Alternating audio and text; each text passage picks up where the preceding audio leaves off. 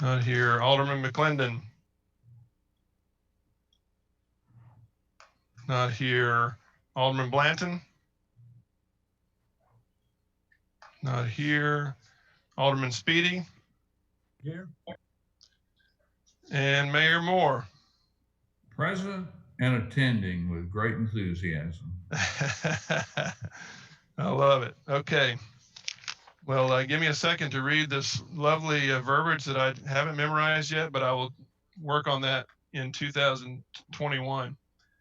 The Franklin Municipal Planning Commission and Board of Mayor and Aldermen joint conceptual meeting will limit physical access in the meeting room due to current limitations on public gatherings to prevent further spread of COVID-19 and to protect the health, safety, and welfare of the City of Franklin officials, staff, and citizens. Accommodations have been made to ensure that the public is able to participate in the meeting. The public may participate in the following ways. Watch the meeting on Franklin TV or the City of Franklin website. Watch the live stream through the City of Franklin Facebook and YouTube accounts. Limited viewing is available in the lobby of City Hall to watch the live video, and face masks are required in City Hall. All right. Our first item is consideration. Oh, let me get the right agenda here. Yeah, that's right.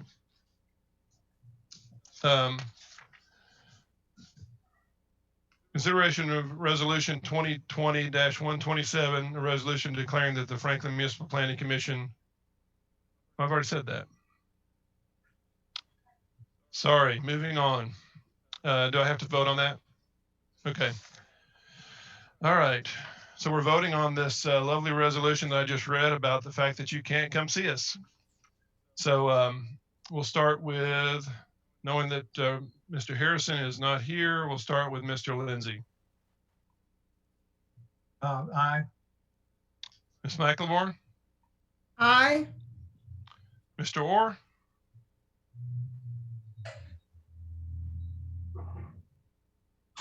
Michael, looks like you're frozen. Michael, are you there? We'll come back to Michael. Ms. Peterson? Yes. Ms. Alaji? Yes. Alderman Berger? Here. Yes. Sorry. That's all right. Alderman Martin? Yes. Alderman Speedy?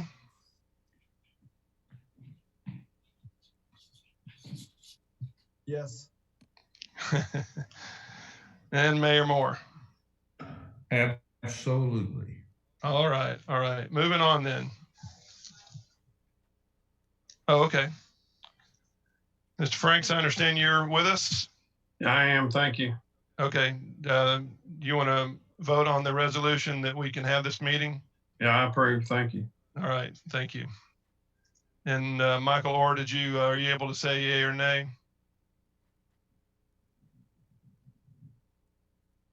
All right, we'll continue to move on.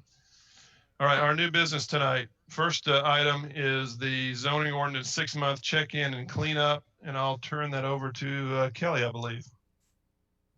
Thank you. Thank you. Thanks for having me today virtually. I was really hoping that we'd be able to do this in person, but it is what it is. And here we are virtually. So it's lovely to see your all's faces. I have a lot of slides and information to cover. So I'm going to share my screen once I'm able to do so.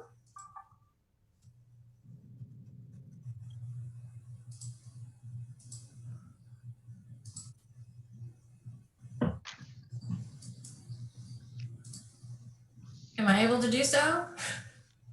Not yet. Give me just a minute. It's not giving me the usual option to change it.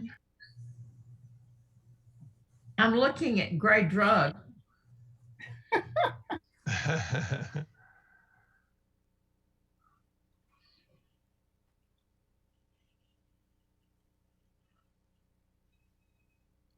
Where are you, Margaret?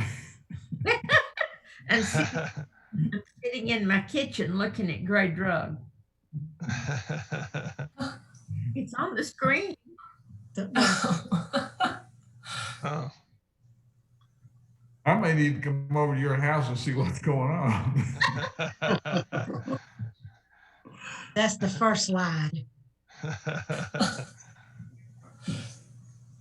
Zoning ordinance cleanup. Okay, try now, Kelly. Okay. Yes. That's good news. That's good news. Give me just a moment.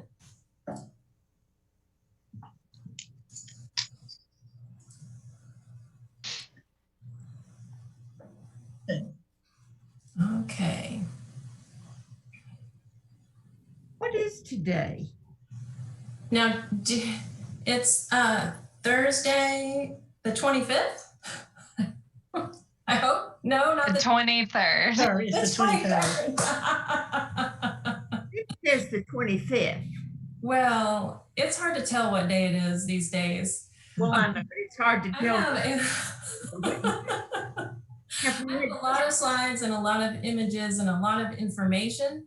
So I don't know if you all see a list of faces over to the right, but you can change that to minimize it if you want to see more of the screen by clicking the buttons there at the top of that. And then you can kind of move that around so you can see more. One of the corners would be good. What do you want us to see? Oh, do you see the presentation? Sure. The title slide with the wrong date? Yeah. Yes. Yes. Okay, so that's it. So I'm gonna jump right in because we have about an hour or a little more, and we have a lot to cover. So just a quick recap. With the zoning ordinance, we had a robust drafting and public process with significant public engagement opportunities throughout. And we adopted it, and it's been effective since the end of last year. So it's been 6 months now. And so it's time to check back in, and we plan to spend a little time tonight going over the status of some follow-up items, a couple items that we said we'd come back and study in 2020 after the adoption. We're going to spend most of the time on the text amendment cleanup and some topics that we'd like to get BOMA and Planning Commission guidance on in terms of if we make any changes to the ordinance. And then quickly we'll cover the zoning map cleanup and a municipal code amendment toward the end. So one of the follow-up items that we said we'd come back to from last fall is multifamily residential in the RC6 and the RC12 districts. This was a new change for us to allow some multifamily by right up to 40% of a proposed development in those districts. And generally they're in the Cool Springs area and down through Murfreesboro Road and Goose Creek. We said we'd come back to that because the development community supports an additional percentage, a higher percentage than 40%, and also allowing multifamily to go in by right in existing developments. So existing commercial developments, allowing some to go in there. There haven't been any projects proposed to date in the last 6 months with the new ordinance. And staff had said that we come back and revisit this provision after the Cool Springs infrastructure study was completed. And that study is still underway and plan to come back in late fall with some information and recommendations. So we don't propose any change at this time to that. The second follow-up item from the approval process was floodplain regulations. And I'd like to turn it over to Shannon McCoy, our floodplain administrator and zoning administrator, to talk about the status of this study. Shannon, are you there?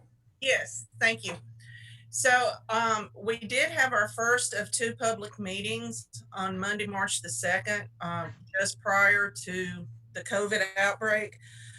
The first meeting primarily focused on whether there should be a change from the 3-foot to 1-foot freeboard requirement that we currently have.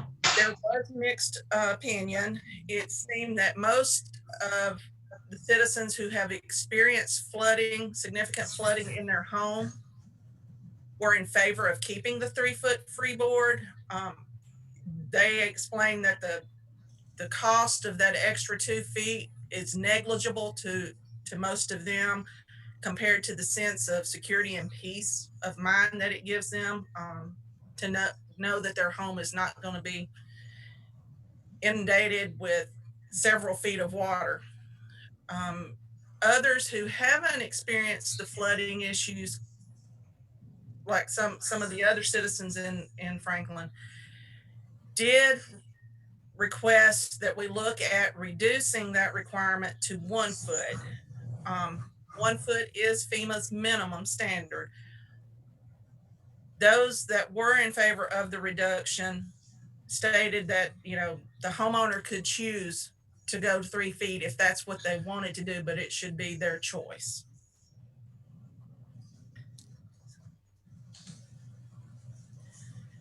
There was also some discussion on substantial damage and improvement and how we go about determining a structure's value.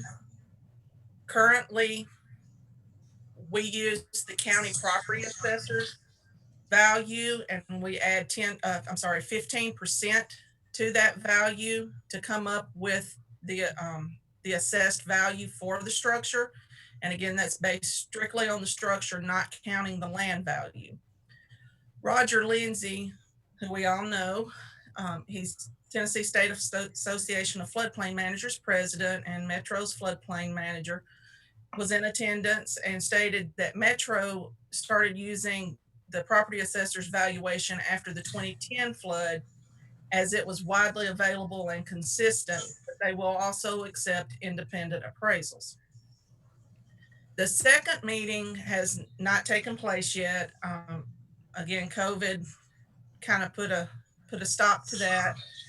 I did reach out to those that were in attendance and all the aldermen, and feedback I received was that everyone preferred to wait until we could actually have face-to-face meetings to do the second meeting. And that's going to be focusing on our CRS points and, you know, possible opportunities for more points and losing points if we change from the 3 foot to 1 foot.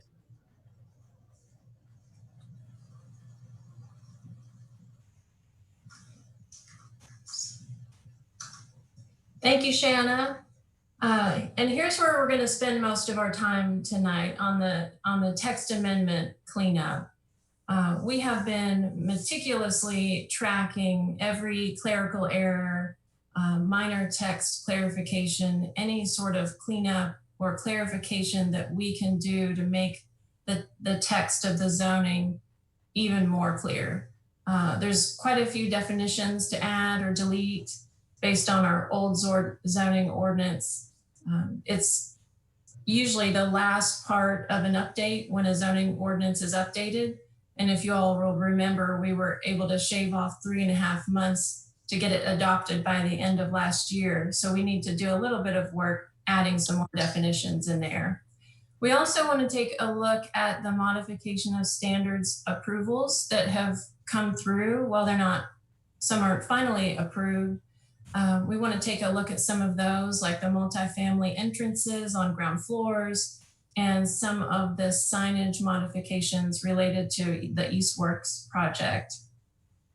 But we want to spend most of the time tonight on about 5 topics that we'd like to get your guidance on. Most of them are kind of neighborhood related, but before we get to those, just a recap on the purpose of zoning. The purpose of zoning promotes public safety, health, and general welfare. It segregates incompatible land uses and activities. It protects property values.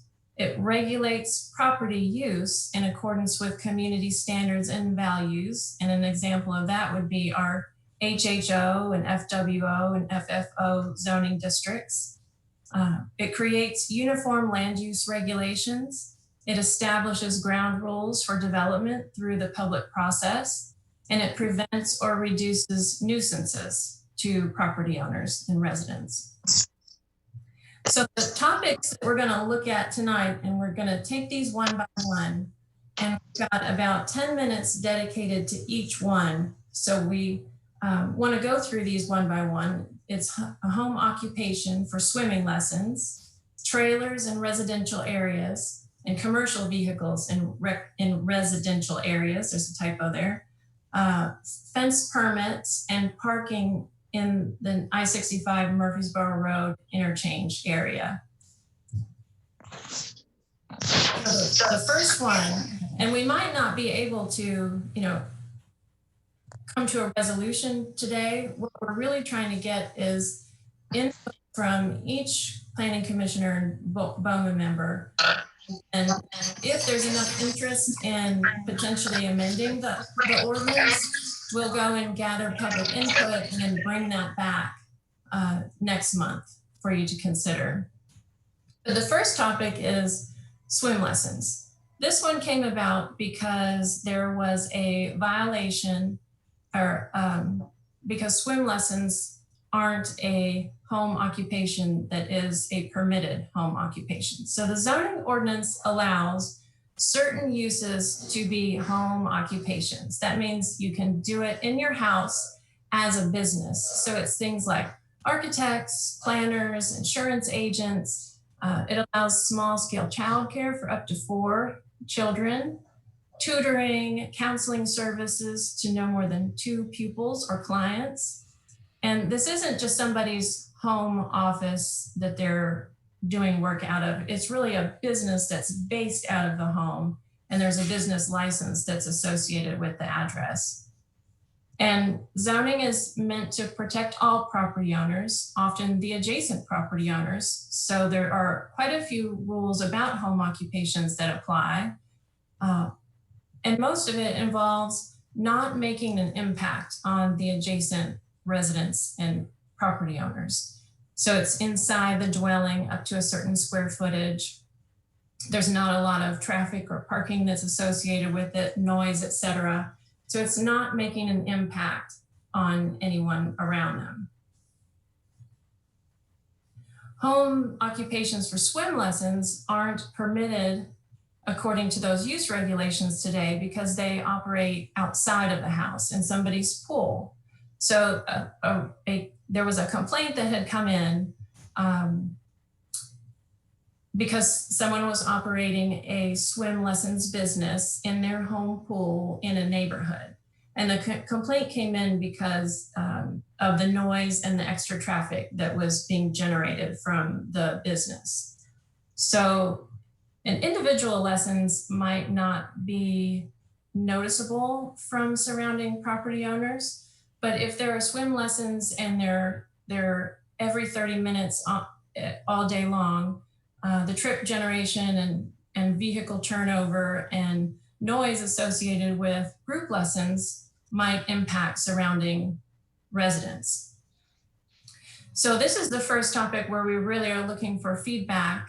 There are some positives too. As a neighbor, you could go down and take swim lessons in your own neighborhood without having to leave. But higher impact on adjacent property owners is, something that we want to consider. So would you all like us to look at adding swim lessons, because it would be something that would happen outside of the building? And if yes, what extra considerations would you like us to consider? Is it a cap on the number of students at a time, like some of the other home occupation uses? Should parking be in the driveway? Should it be limited in terms of hours in operation into the evening? Those are some of the considerations that we'd like to get your input on. So I'm going to close this out, stop sharing, and turn it back over to Mike to gather input from each of you. All right, thank you. Let's go through the list here. So we'll start with Roger. Roger, you want to, since we got 10 minutes for each of these items, we need to be pretty succinct. So Roger, if you'll give us your thoughts. It seems like different neighborhoods may have a different effect on this. I mean, a little tighter neighborhood might already have something like this excluded or prohibited by neighborhood HOA. HOA requirements. If you lived in a neighborhood with large lots, acre lots, the extra traffic and the parking on the street may not be as noticeable or obtrusive. So That's a good point. Ms. McLemore, what are your thoughts? Well, I think if it's going to generate additional traffic and noise, and there's no way to dictate the number of students, or there should be a rule at least on the number of students if this is allowed, so that it won't be an overflow of, or not an overflow, it won't be altering the with the traffic, the normal traffic, and the things, the activities that go on in the neighborhood. It would definitely be something additional, if it's allowed and there's no limitations. So if it's agreed upon, there definitely should be limits to the number of students and the traffic, for traffic reasons, and also for noise and nuisance reasons. Okay, thank you. Michael? I think we should allow it, but limit the number of students, either individual or per family. Okay. Ms. Peterson? You know, I don't really have a strong opinion on this. I did want to say something whenever, and I got kind of knocked off about the flood plain. The people who are going to participate in the raising, that the city's planning to do with FEMA, have just gotten, I think today, information about getting that started back again. So I know that some of the things that we were just talking about here earlier about the freeboard might be an important part of that discussion. And as I say, they are getting ready to make a comment back to the city right in the next week. I think they have to send something back to them in the next week. So I apologize for not getting that in whenever we were talking about that. And as I say, on the pool, it's just very difficult to know how that might not affect the other people that are in the neighborhood. Yeah, thank you. Ms. Szilagyi? I mean, I see it as only so many public pools. So if you kind of disallow this and, somebody kind of running a side business out of their house, maybe just limit the number of students. And I could see that neighborhoods that do have a HOA are going to limit it, what you can and cannot do in that neighborhood. Ones that don't, maybe that's, where the limit of the students come in. Perfect, thank you. Mr. Franks? I agree with Mike. I like, everything everybody's commented on. Okay, thank you. Alderman Berger? Sure. I've been intricately involved in this issue. I was called by 3 of my constituents who were taking swimming lessons from a family that actually was called on this. So my constituents asked me to deal with this as well. The swimming pool, the home in question, was not in my district. They did contact that alderman, but not to their liking that they got any help. So I ended up getting involved because 3 constituents asked because they have grandchildren in these programs. First, of home occupations through COVID and a lot of different answers to doing things in a different way through COVID. I don't think we should be given by the swim instructor. She was doing this in the backyard of her home in a fenced area. The noise would be no more than normally would be with your children swimming in a pool. When you talk about students, it's usually not a group of students because she does individualized lessons, and usually sometimes you will have a family that will have 2 children together. So you have a brother and a sister, 2 sisters, 2 brothers taking these lessons, or maybe 2 little girlfriends who are taking swim lessons together. We also found out that there are kids who are traumatized by water, and to take them to a large swimming pool doesn't work. I personally know, have an experience with that. So I think that having lessons in a backyard is very conducive to some of these children to help them overcome their fears. Traffic, you have 1 to 2 cars. They leave, maybe another car comes. It is not every 30 minutes. It's usually within the hour. The lessons usually only take place during June and July when children are out of school. You only have 2 months. You don't have 12 months out of the year. The other thing is families are responsible. Usually you've had 2 children from different families that will come. She said they never have up more than 3, but they have 1 parent that usually picks those children up and they bring them, they stay with them. And in 30 minutes after their lesson is done, they go. The only swim parties they had was not a swim party. It happened to be their adult children coming over at night to see their parents and having a barbecue outside. So I think we have to be very careful. We have to separate people's personal uses of their own pool with their own personal friends coming over versus parties or things or swim lessons that are going on. So I wanted to make sure that was all clear because I have dealt with all of that through the summer with that. The only other thing I'm going to say is that this is a great alternative to public pools. When you have a very private situation in a private backyard that does not disrupt or traumatize children, gives them a very quiet setting, not a lot of kids splashing around and yelling and having fun in a pool. And I think there's a place for this. I agree with everybody else. I think it ought to be limited. You can't go doing like large group lessons with 5 to 10 children. I think 1 or 2 or 3 children. I think siblings is a good thing. And I think close friends with children have close friends that they feel comfortable with. And you have 2 or maybe 3 children max that go in and have a private lesson in the pool. These people that are doing these pool lessons, these swim lessons in their backyard are zeroing in on children in a private, in a one-to-one basis in order to help them swim, to learn to swim. Learning to swim may save their life someday.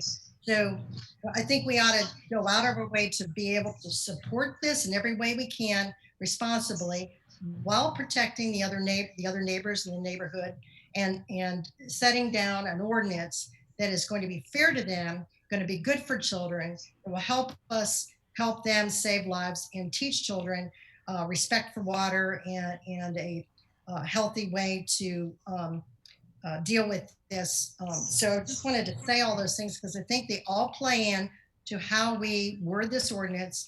And again, this usually takes place sometimes maybe a couple weeks in May, but only June and July. And I talked to like 4 other people that are doing swim lessons in their backyard. And I don't think this is intrusive.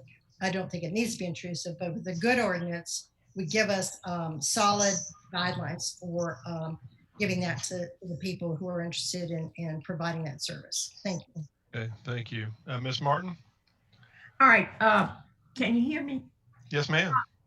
Alderman Berger, I guess I'm the alderman that you talked to a constituent about that she didn't like what I said. No, actually it wasn't, Margaret wasn't, no. Well, what I said to her was that I spoke with Tom Marsh, and he said that particular person had been given permission to go on and have the lessons until we sat down and discussed an ordinance to take care of that.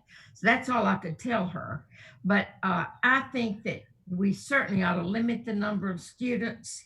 And in doing so, that would, I hope, take care of the noise and the traffic.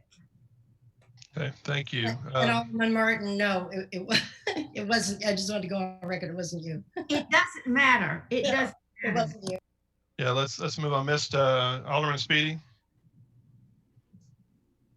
Yeah, so I'll echo some of the comments from Alderman Berger. I mean, I do want to be supportive of a small business as much as possible, but similar to Mr. Lindsay's comment, I think it kind of depends on the neighborhood. And this is not in my ward, so I'm going to blame the 4 at-large aldermen on this one. But I mean, this is a business that is going Monday through Thursday, 8 a.m. to noon, 6 classes with up to 3 individuals at a time. So I think it had been going on for multiple years. And finally, I think the traffic is what caused the neighbors to call. So I mean, I do think there's got to be some restriction. I mean, you could talk about 18 cars coming and going in a 4-hour window period of time. That being said, yeah, great to teach kids how to swim, essential business, support our small businesses, but I do think there's got to be some limitations. Okay, thank you. Mayor Moore? Lordy, Lordy, Lordy. Give them some wings to wear, maybe. I guess maybe the HOAs don't address this. So I think there needs to be some type of guidance. I'm thinking just set a limit on the number of kids that can get lessons at once, move on from it. I can see a lot of people wanting to come talk to us at a board meeting because they won't like the number that we're setting. I don't know that 3 kids at a time really causes that much traffic. I guess it conceivably could with the overlap and so on with the kids coming. I'm okay with setting the upper limit at 3 kids and seeing how it goes. We'll get a lot of comments on it. No doubt. No doubt. Okay. Thank you guys. Let's move on to item number 2 so we can keep on schedule. Okay, so it sounds like that there is a desire to allow swim lessons as a home occupation with appropriate limits. So we will take a look at what those might be, and we'll reach out and get some community input on it from residents. Okay, let me share my screen again. The next topic for discussion is really more of a municipal code issue. And I'm going to turn it over to Shannon again to talk about this. Thank you, Kelly.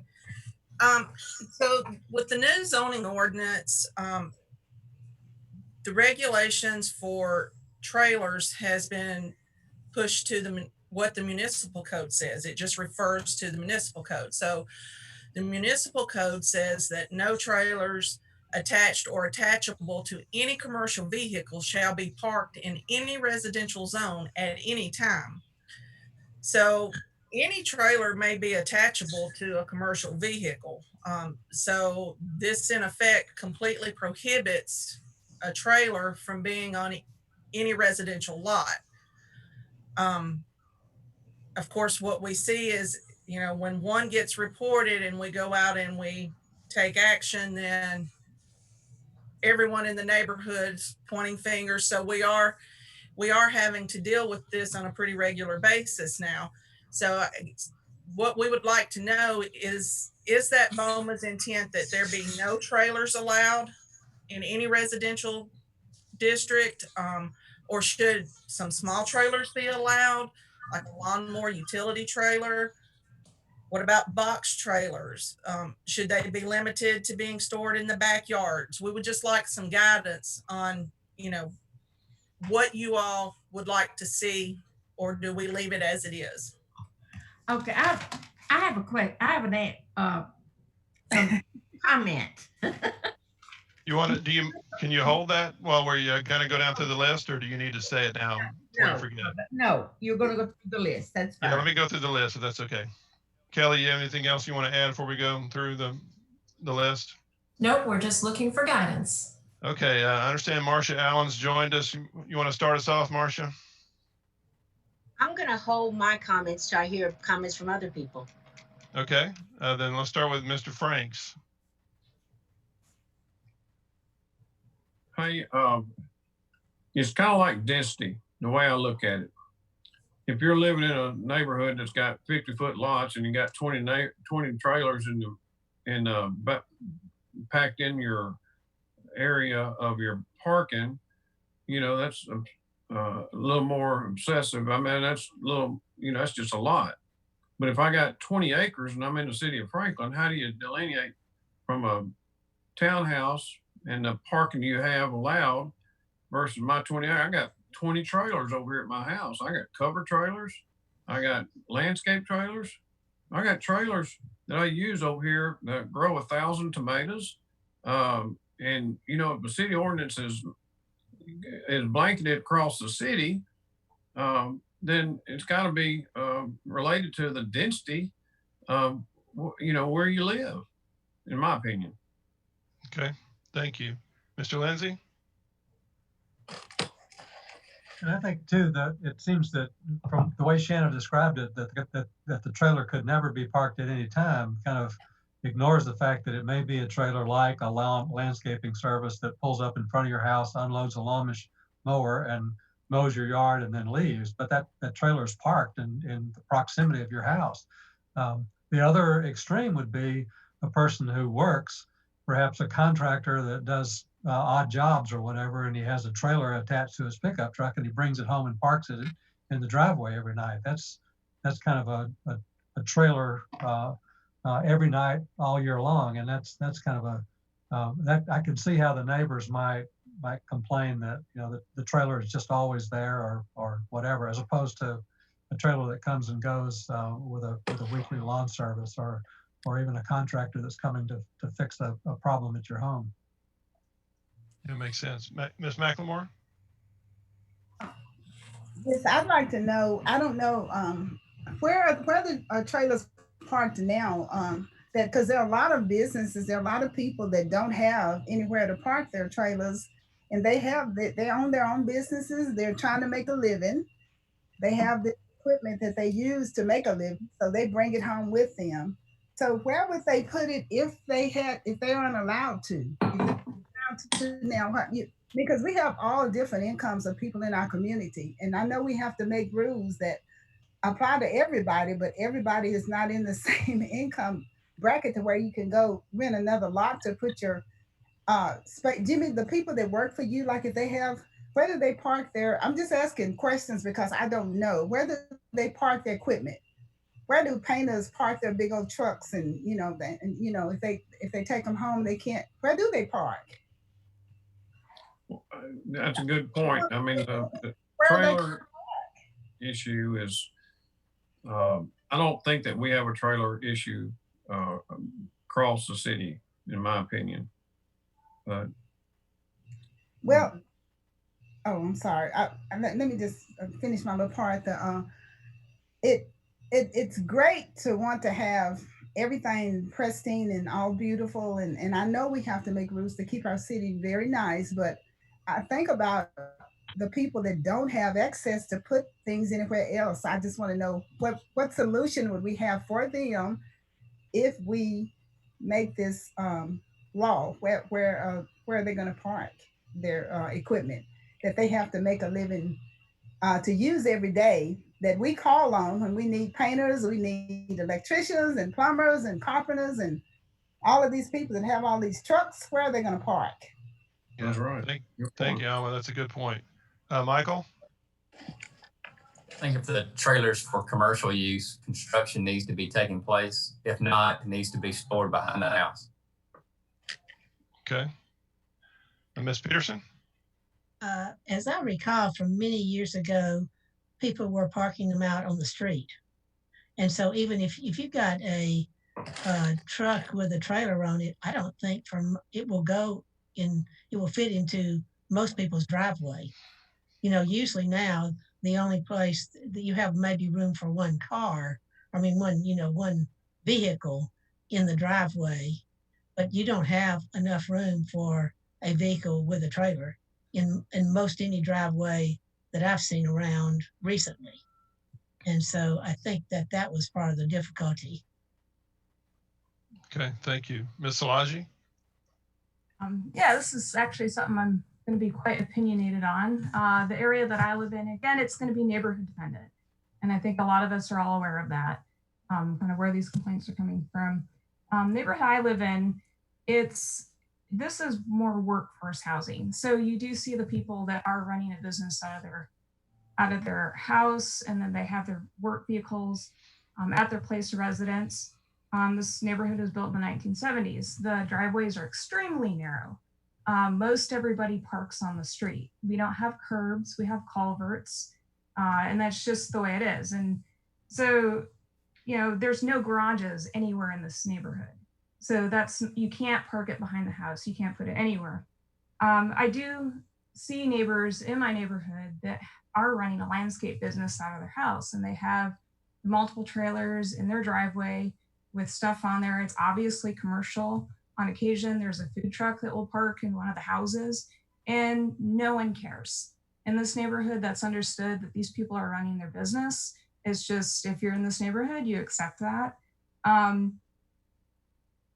then, yeah, there's, you know, people that do have multiple work vehicles. And then, you know, it's a question of, okay, personal versus commercial, even personal things. You know, people have a flatbed trailer. You know, I have seen multiple people that have their personal flatbed trailer. There's nowhere to put it. You can't cover it up. You can't keep it pristine just because of the limitations of where we live. And then also too, you know, if an area, say such as workforce housing, like you're talking about, you know, the painters were hiring people trying to run their business more and more, it's going to be probably out of the houses.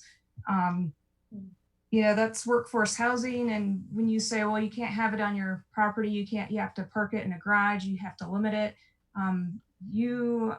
That really puts a massive cost and burden on them of what in the world are they going to do with their trailer.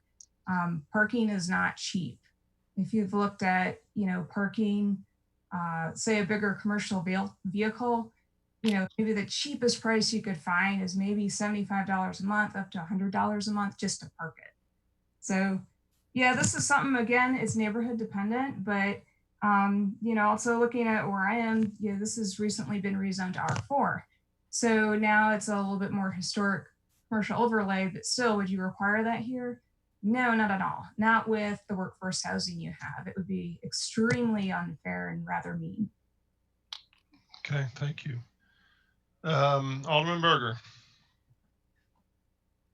Yeah, thank you. Honestly, I wish I had an answer for this. Jenny made some really good points. First of all, I think we have to keep in mind that our homes, for most people, for almost everyone, is the largest investment you're going to make. And your home, you're invested in that home. And what happens next door is very important. Now, a lot of these HOAs, no one's brought that up yet, a lot of the HOAs control that in the neighborhoods. I know they do in my neighborhood. You can't park the trailers here. You can't park them. You can park certain ones in your driveway, but you can't park a big commercial vehicle with trailers and lawn equipment all the time. But yet on one of the alleys nearby, I see a truck and a large trailer parked in that alley every single night. And it's tough for people to get around. But most of the time the HOAs will take care of that. When you're not in an HOA, Jimmy brought up some great points. What kind of acreage are you talking about? What kind of density are you talking about? Again, we have to remember houses are probably our largest investment. And I had an experience in Royal Oaks one time. Someone was trying to sell their home and they called me and they said, our home, our real estate people show our house all the time. And the feedback they were getting from the other real estate people is they looked at it, but the fella next door had his commercial vehicle parked there every single night. And they said, and then one had had another one, same kind of a scenario with the parked in the backyard. And they said, if we're going to buy the house behind it and we're going to see this commercial vehicle while we're cooking out and having dinner and having barbecue, we're going to look at this big trailer all the time. Well, we're not going to buy this house if that's what's going to be in our backyard all the time. So parking in the backyard doesn't even answer that question, I don't think. I think it has to do with acreage. I think we have to talk about acreage. I think we have to talk about what if you have a townhouse? What if you have something like Berry Farms, McKay's Mill, where you have narrow alleyways and you have very few places to park and you don't have where are you going to put this thing? So I think we're going to have the discussion about where is appropriate, how do we park this in narrow driveways? Streets are narrow. Those questions have to be answered. And I said, there's no easy answer for this because there are people like painters. I have my painter that painted some stuff in my house. When he drives home, he drives up a long driveway, more like Jimmy's house, and drives around to the back, and nobody sees his stuff because he's out there in 1.5 acres to 2 acres. So that really shouldn't affect, in our ordinance. How do you deal with that versus something on a dense street with some of our dense developments? So these are the questions that we're going to have to grapple with. All right, thank you. Ms. Martin? Well, I checked with some folks about this that I know have trailers, and there are no HOAs to take care of this in a neighborhood. So it's just going to have to be, sort of up to the individual to do the best they can to be out of sight. But I've looked at several of these trailers, and it seems that the ones 12 feet or less that could be stored in a backyard might be more feasible, because there are people who want to take things to the dump. There are people who need to put a lawnmower on a small trailer to take it to the parents to cut the grass or something. It's not a business, it's more personal. But I think there are times when people do need these smaller trailers. Now, when I look at the ones that Kelly has on the screen, there's one in the lower right-hand corner that looks like maybe a 14-foot trailer. That's what I think they would use for a business, maybe with their lawn mowing equipment. The truck with the box trailer on the back of it is, I'd hate to see that in somebody's front yard, but there's one in our neighborhood, and I would never say anything about it because it's a small yard. It's a big group of people that live there, and they need that storage. So, I just think it's a real problem. I don't think it has to be, but I do think that we do want to provide places for people to store their business equipment. And I'll tell you, the way they steal things, they have to have them close to their house because sometimes they're stolen anyway. But I don't know, it's a problem, but I would like to see us allow small trailers in backyards out of sight. Thank you. Mr. Speedy. Yeah, I would say it kind of boils down to some people love to live with an HOA and some people can't. They despise HOAs. I think what Jenny was saying is, a gated community at Cairnbridge on Cold Springs Boulevard is a lot different than, Riverview or Hills Estate. I'd be hard pressed to support any additional regulation. I just think it's making it even more expensive to live here, especially for, people that do rely on trailers as part of their income. Okay, thank you. Mayor Moore. I think Jenny's comments and Scott's are very pertinent. Seemed like to me the heavier restrictions and the heavier handed we are, we're going to drive away those people we want to work in town so that we don't have all the traffic. I think that there should be something that encourages people to hide their trailer if possible, but not require it, and something more along that line if the HOA doesn't take care of it. But I think those last two comments are very pertinent from Jenny and Scott. Okay, thank you, Mayor Moore. So, Mike, I've got a quick question. Well, hold on one second. Also, We have three. Marcia, I'm sorry. Yeah, go ahead, Marcia. Sorry. Basically, Jenny said exactly kind of what I wanted to say. One of the things also, and Mayor Moore just touched on it also, in that we would be discouraging, in my opinion, if we kept everything just like it was. We would be discouraging a lot of people who have businesses. As a matter of fact, the guy that does lawns for me right now lives within the city and has his mowers on a trailer and the trailers parked at his home.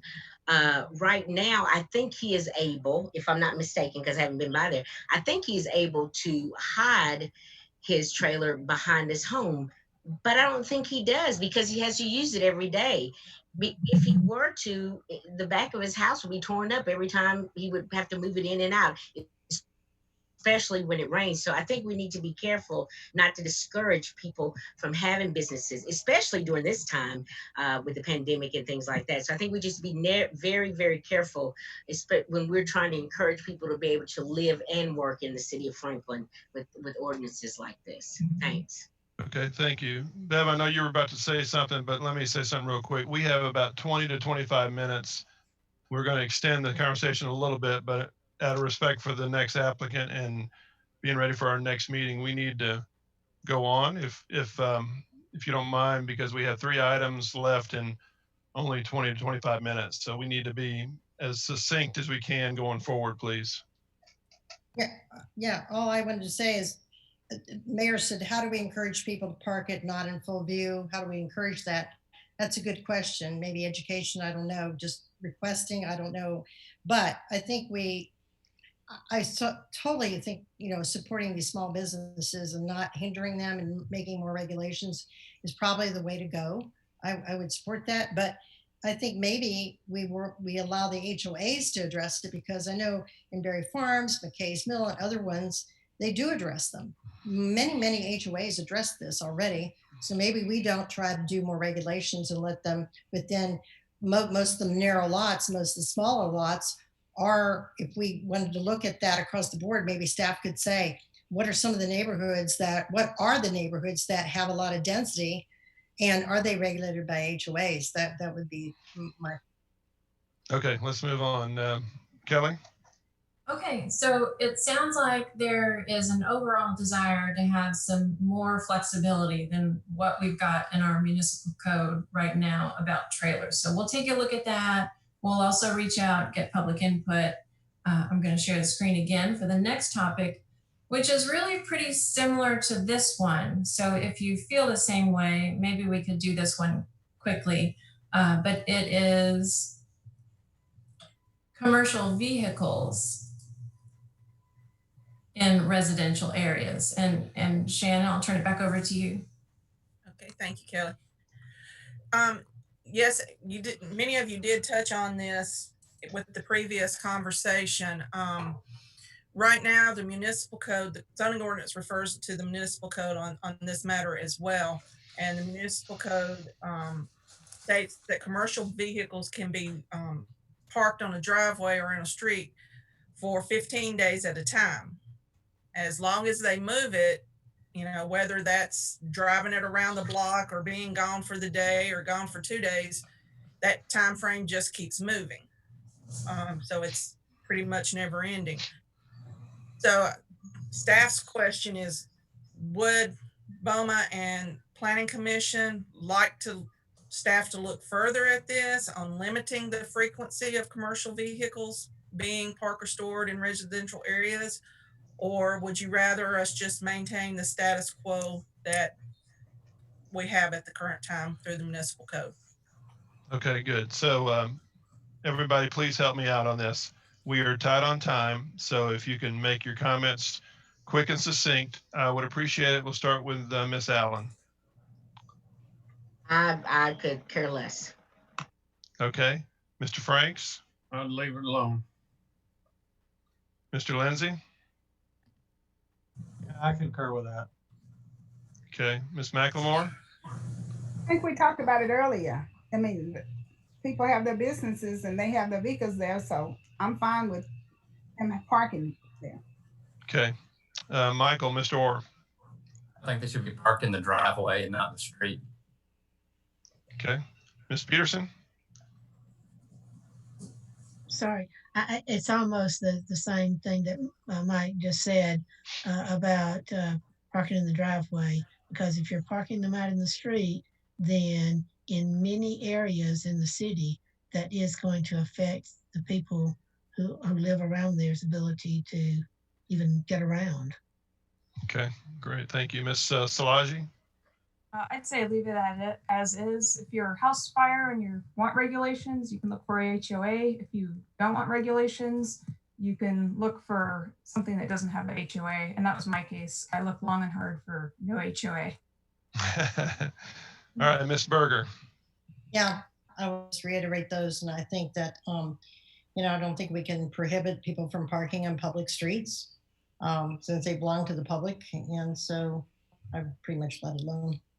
Okay, thank you. Ms. Martin. I would hate to see someone with a business park every single day in front of the same house in a residential area. If that's the only place they have to park, to move around, but not to pick out a parking place in front of one residence and just park there every single day. I don't know how to do that. I don't know how you regulate that.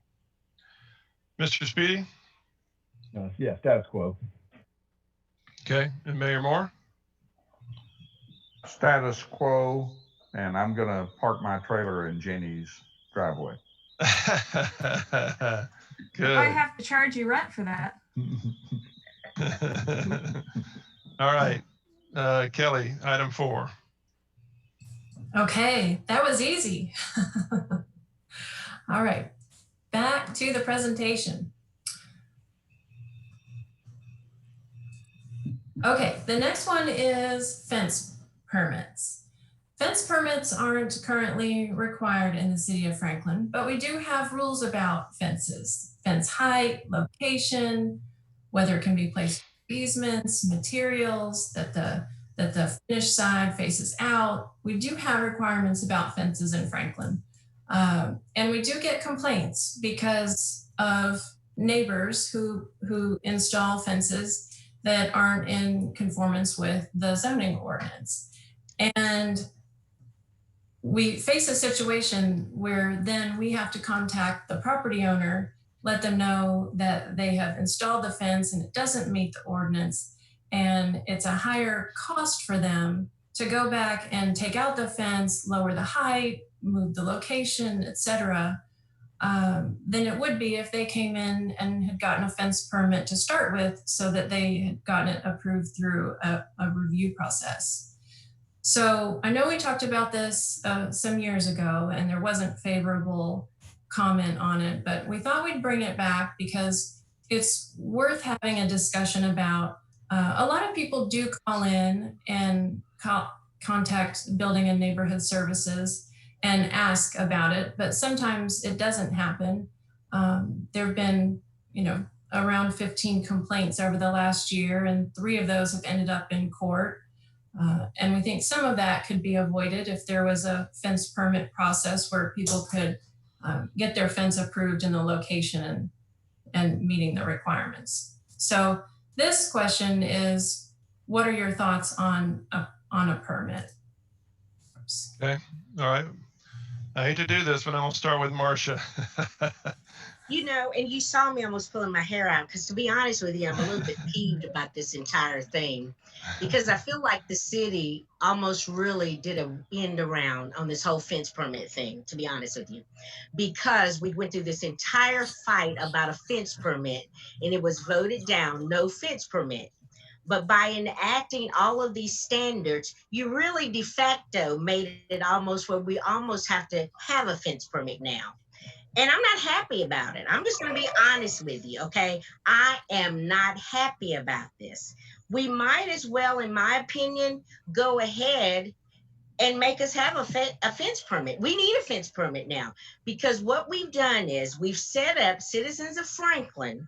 We put them in a vice. They're between a rock and a hard place. I am included in this, because if you go out now and you decide that you want a fence on your property, and you do like any other regular Joe Blow citizen would do, who thinks that they have a right to pick out a fence for their property, decide what kind of fence they want, decide what they want it to look like I feel, in my opinion, any citizen ought to be able to do.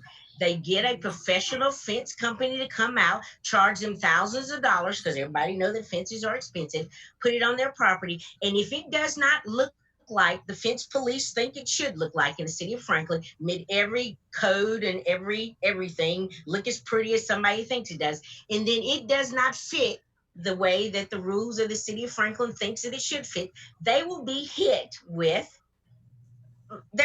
violations. So in my opinion now, and I'm not happy about it at all, I think we need a fence permit. However, I think it should be free, because one of the reasons I was so vehement against it is because I don't think anybody should be able to tell me what my fence should look like. Because one of the things that really was irking me is because in some situations, and there are a lot of, because I've heard a lot of talk about HOAs, there are a lot of established older subdivisions in this city that do not have HOAs, that will never have HOAs, and quite frankly, do not want HOAs. I own properties, and every one of my properties are in subdivisions, and I live in a subdivision that does not have an HOA.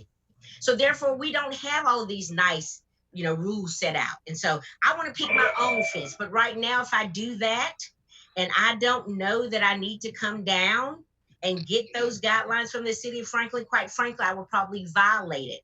But part of the reason I was against that, I didn't think that a citizen should have to come down and pay a $75 fee or whatever the proposed fee was to get this permit. So yes, now I'm going to be in favor of having a permit, but I don't think we should have to pay for it. So I'll shut up. But I just think that now we've been forced to have it, because quite frankly, if somebody goes out and just gets a permit, puts a fence, they're going to violate these requirements. And I'm going to shut up.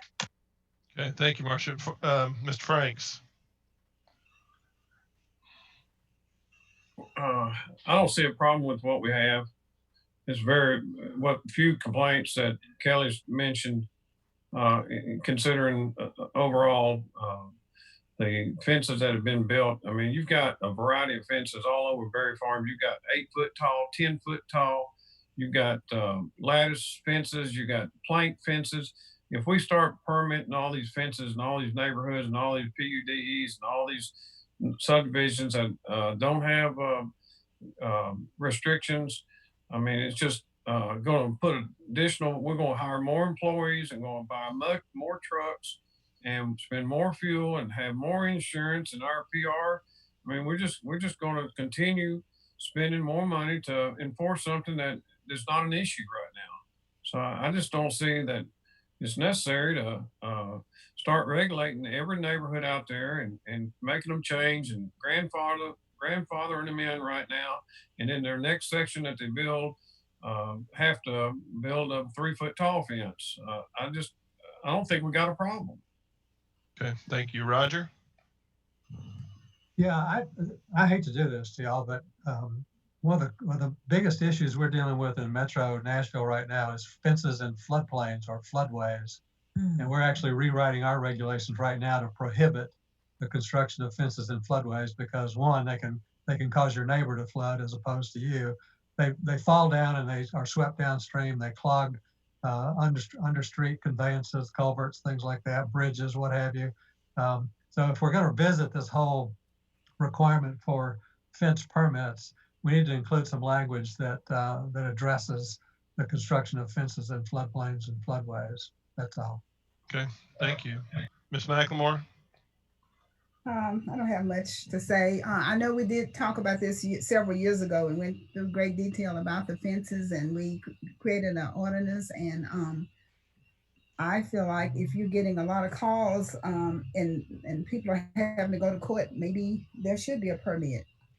Is there any idea of what the cost would be for the permit? Zero. And that may be something that we can look at. We do have an application that has a $0 fee right now. And then our lowest fee when someone is required to pay is $50. So this could either be a $50 fence permit or a zero cost fence permit. Well, I like that zero. I like what the other two ladies said about that cost, zero. Commissioner Allen and Commissioner Margaret. Whoever she is. All right, Michael. Comments? Yes, I'm for the permit. It keeps our standards going. Okay, Ms. Peterson? Well, I'm one of the people that have had people with complaints speak to me sometime fairly recently. And of course, the difficulty is that the fence, unless it's just right out in front of your house, is if it's anywhere else besides that, going to affect the lot or lots right around you. And so that has been a difficulty. You know, you've got the fence on your lot, but then it basically becomes the fence on somebody else's also. I mean, not on their property, but it is effectively like the fence on their yard, on their lot too. Okay, Ms. Szilagyi? I see this one as a little bit tricky because really it comes down to education. If every citizen knew about a planning and zoning ordinance and knew where to go and knew what section to read, that, oh, I'm going to put a fence in, I need to read this, probably wouldn't have most all of these issues because it's an education item. Then, of course, if you require a permit, I think that should be something that should not have a cost on it. There's so many fences everywhere. And then on that, you know, then even a permit with zero fee, that still comes down to education, is that if you do it yourself, you get a Home Depot, get a postal digger and dig your fence. If you still didn't know that you're supposed to pull a permit and you still didn't know there was requirements, you kind of end up in the same bucket. Same if you hire a contractor. If they are local to Franklin, maybe they'll be aware that, hey, yeah, we got to pull a permit. They'll inform the owner that they'll definitely charge for that, even though that might be free if you're having the company do it. They're going to count their $100 per hour work rate back on that. But then if they hire a contractor, say from out of the county, you know, odds are they don't know. Even commercial contractors that are working in Franklin, a lot of times they're advised to get somebody that knows how to deal with the planning and zoning in Franklin. So that's why I say it's tough, because it's really just an education item. Okay, Ms. Berger.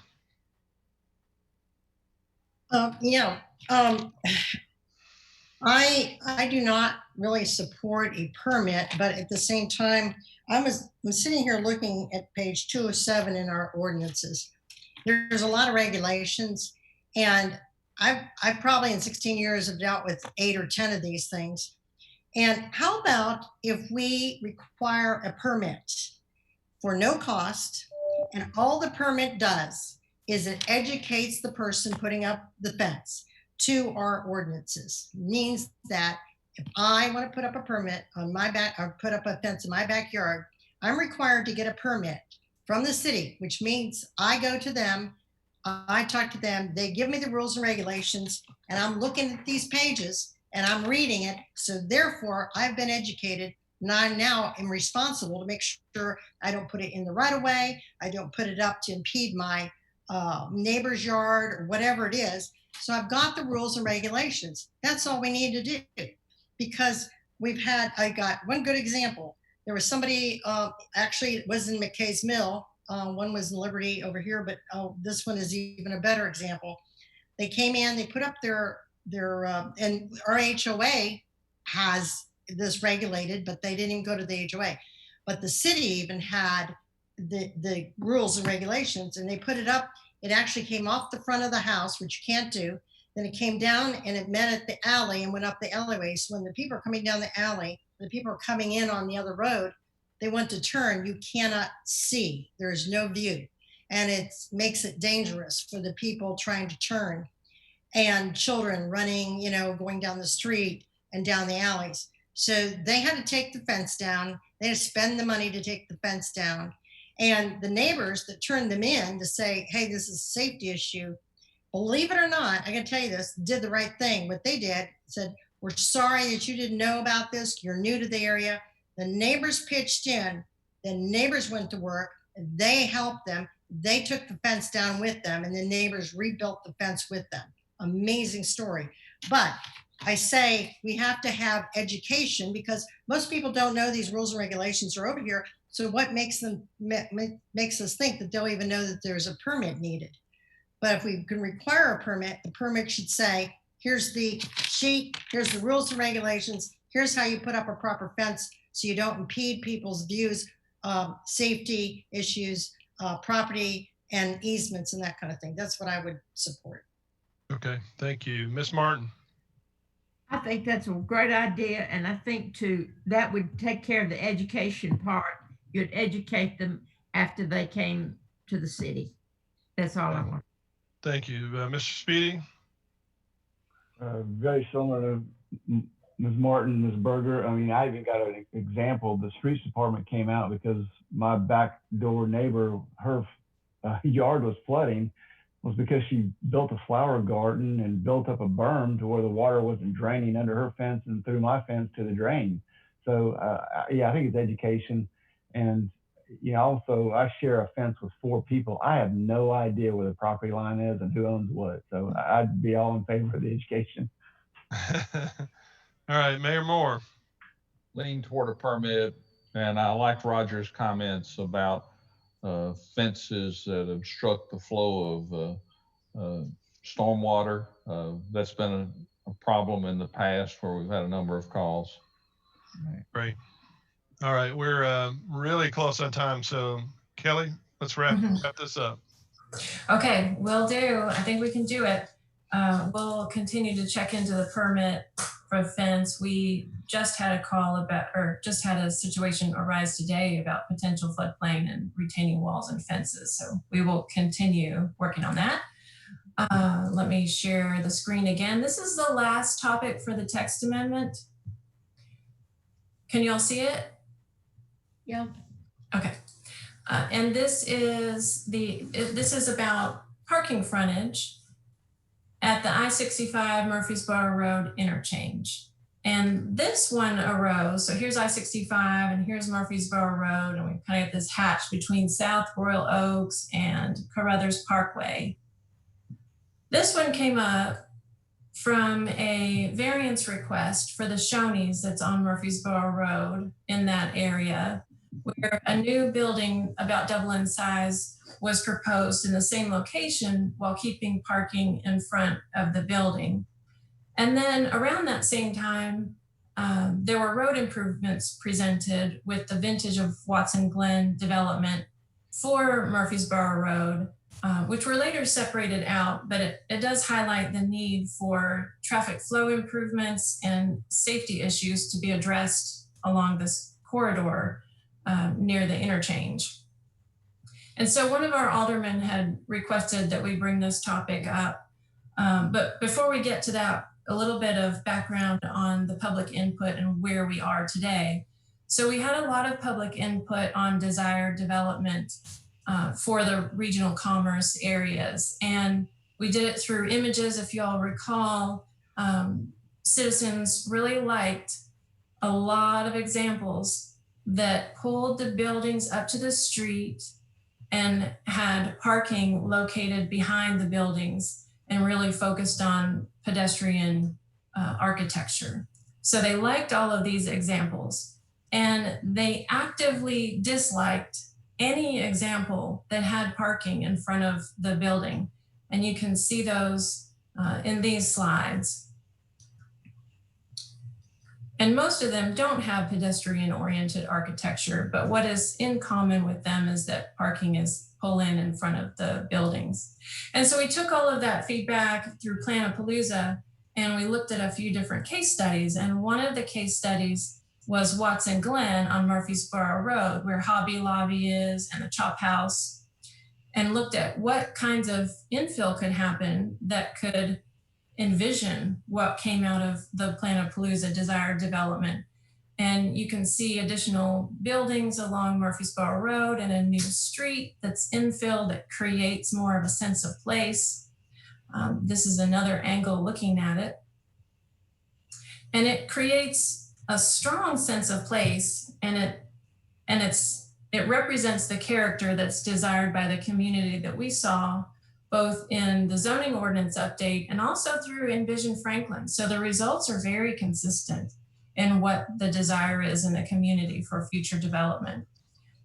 So we wrote the zoning ordinance standards in the RC6 district and RC12 to reflect those desires. And so it does pull the buildings up closer to the street and requires parking to be behind in the regional commerce district. But this area of Murfreesboro Road and I-65 has had some reinvestment just under the old ordinance where there is parking out in front, at least a bay or two of it between the building and the street. This particular area has been on staff study list for quite some time through Envision Franklin, through the zoning ordinance update, through the riverfront study. We were finally kind of ready to study Murfreesboro Road as a corridor.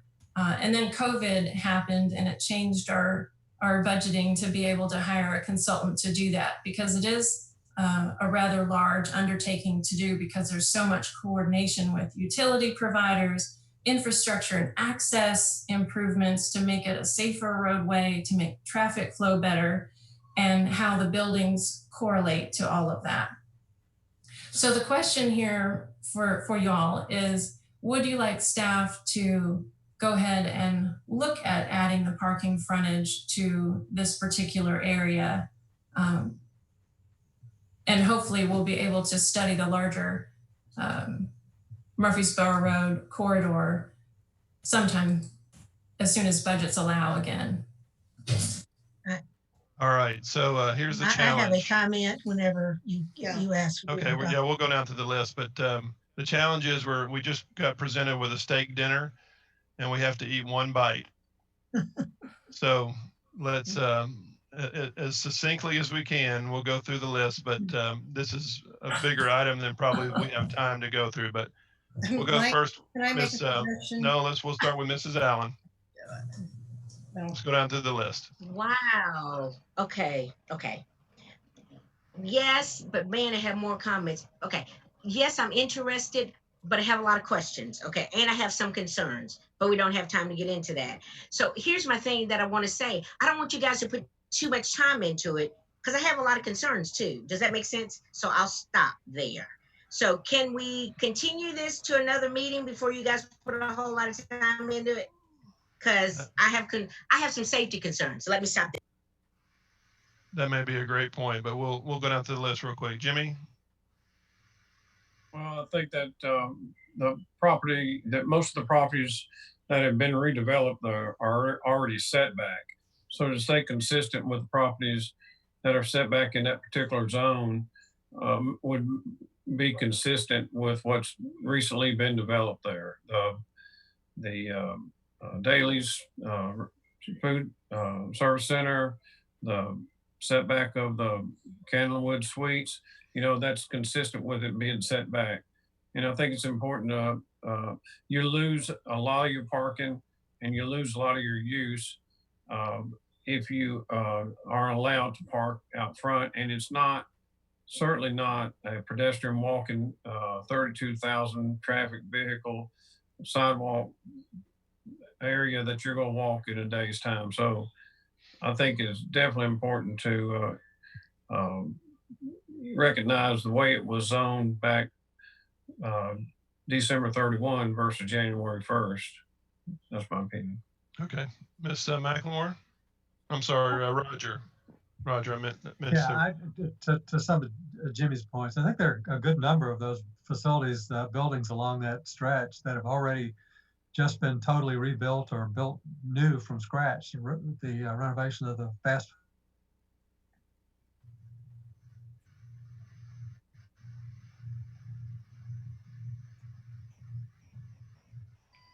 Unmute, Roger.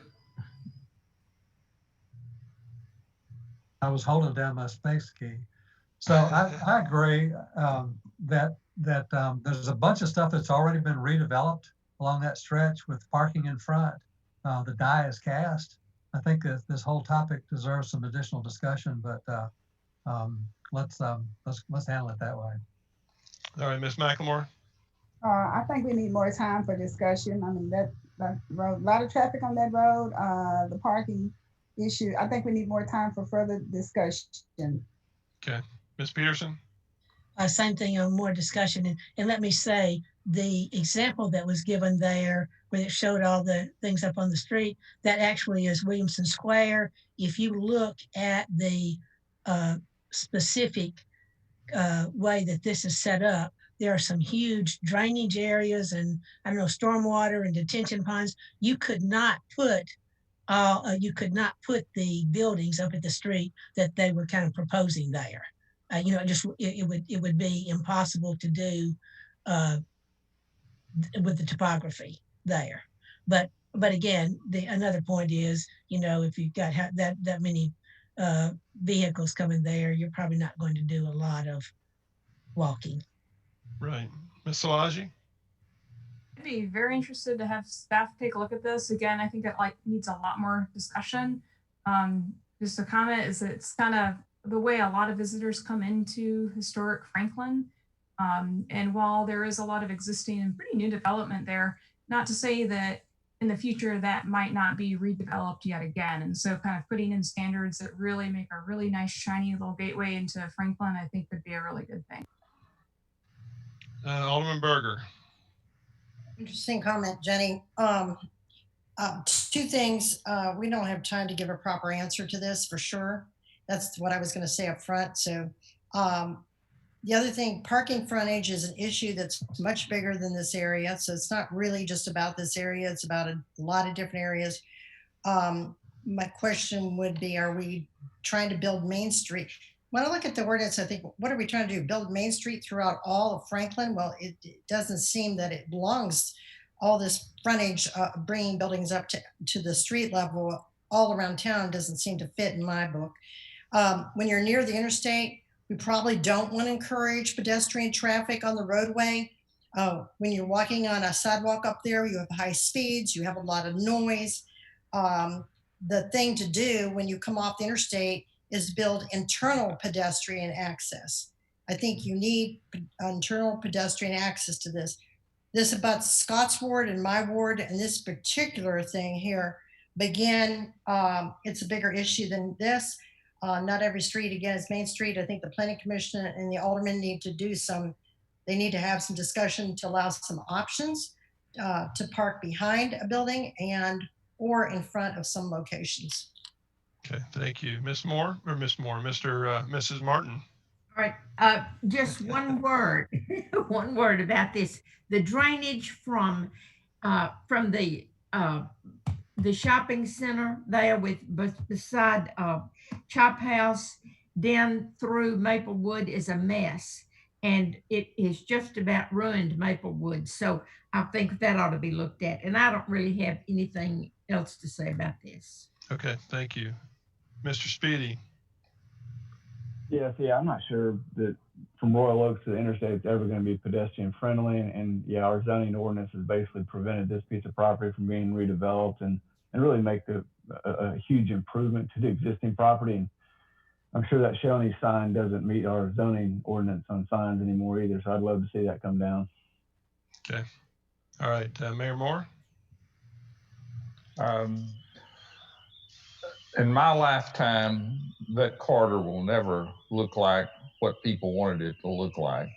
So I think it's, the die has already been cast in so much of that corridor that I think it's fine to go ahead and allow that parking in front of the buildings. But I do think that whole area needs studying. The interchange at I-65, that's got to be completely redone. So I would advocate that it's okay to do the parking in front. All right. Thank you very much, guys. Kelly, I don't know if we want to have the steak dinner at another time, but I'll throw that back to you. Okay. Well, last couple things.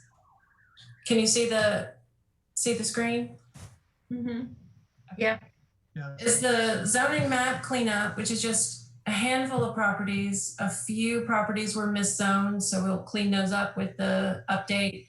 And also a handful of properties that are owned by the city that we can go ahead and rezone to the CI district. So you'll see that come back with the text amendment. And then there is the municipal code cleanup. And I'll turn it over to Kelly Gibson. She is our newest planner in our planning department, and she works on BZA projects and some historic zoning projects. So this is her first time in front of you all. So Kelly. Thank you, Kelly. The municipal code cleanup will primarily consist of updating references to old zoning district names in the municipal code to reflect the new district names, as well as transferring information on standards for driveways and parking pads from the municipal code to the zoning ordinance so that all that information is accessible in one place. There will also be potential amendments related to trailers and commercial vehicles in residential areas based on the discussion that you all have had tonight. But the particular areas in need of update will be brought back as amendments this fall that will provide details on each of the topics for discussion before the board. I'll hand it back to Kelly Dannenbelzer now to talk quickly about the timeline for the zoning ordinance text amendment. Thank you. Thank you, Kelly. So the timeline that we have, it's tentative, is that we've talked at Joint Conceptual tonight. We plan on a public virtual meeting August 13th at 6 p.m. and then bringing back results of the public input to the August 27th Joint Conceptual Workshop. We'll also try to do some virtual public outreach through social media and surveys. And then if all goes well, we would take it to the September Planning Commission and then through the approval process, through the board, through the fall, with a proposed effective date of the end of the year. So that's all I've got. All right. For your discussion and input into these topics. Okay, thank you, Kelly. All right, we have about 30 to 35 minutes, so I'll pass that over to who's going to introduce the next item. We can go straight to the applicant. This is an Envision Franklin amendment that was deferred at the June Planning Commission meeting for further discussion tonight and a presentation by the applicant. So Greg Gamble and I believe Kevin Estes are both on tonight. Thank you, Emily. Hi, everyone. My name is Greg Gamble, and I'm working with Kevin Estes, as Emily mentioned, on the master plan for Brownland Farm. We did file for last month's Planning Commission meeting. However, this is a lot to consume, and so we wanted to take a breath, present to you tonight, gather input and feedback, hear from you, and gather comments. We have had 4 or 5 neighborhood meetings now with Monticello residents, which have gone very well, and we've had a lot of very positive responses. We've also had a meeting at the church, presented to the congregation, and gathered input and comments from them as well. The development team is Miles River Partners, Mike Bradley and Kevin Estes. Our consultant team is our firm, Gamble Design Collaborative, Land Solutions, Bars Design, Fishbach Transportation, and 906 Studios is helping us start to understand our architectural character and architectural form. This property is 189 acres located just to the west of Hillsborough Road. Miles Partners also has about 17 acres of property under contract on the east side of Hillsborough Road that is not included in this Envision Franklin Plan amendment. The policy on the property today is conservation and conservation subdivision, requiring 50% of the property to be set aside as open space, allowing for single-family homes, duplex homes, and big houses. Along Hillsborough Road corridor, you'll see a mix of different land uses that are along the corridor today. The blue is civic institutional, exists of churches, parks. Hey, Greg, sorry to interrupt you, but are you're not sharing your screen right now. I don't know if you thought. Oh, I thought it was. I clicked the button, didn't take, huh? How's that? That's good. So this is the property here showing 189 acres. Miles River Partners also has 17 acres approximately under contract on the east side of Hillsborough Road here. So this is the policy that's on the property today. Conservation is the dark green, the light green is conservation subdivision, which requires 50% of the property to be set aside as open space.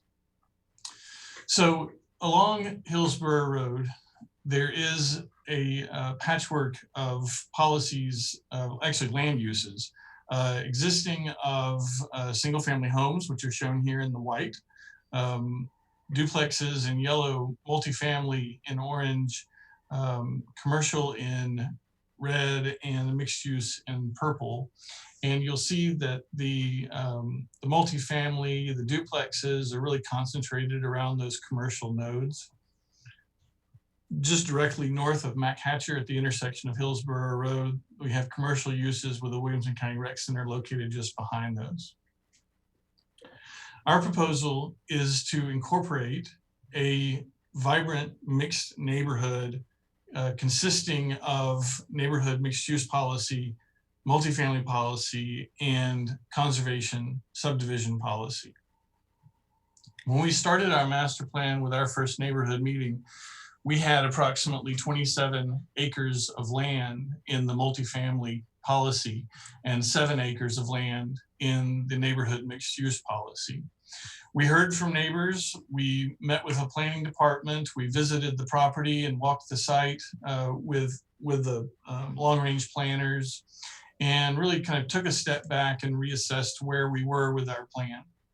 Today, we're showing half that area that we previously showed in multifamily, so only 16 acres, and have reduced the neighborhood mixed use area to 6 acres in size. The rest of the property we're leaving in conservation subdivision. This master plan, which I'll present to you in just a few minutes, is really modeled after the character and vibrancy of West Haven and Berry Farms, looking at a mix of different home types. As we've been through our neighborhood meetings, one comment that we continue to hear is that the neighbors are excited that we're bringing affordable housing.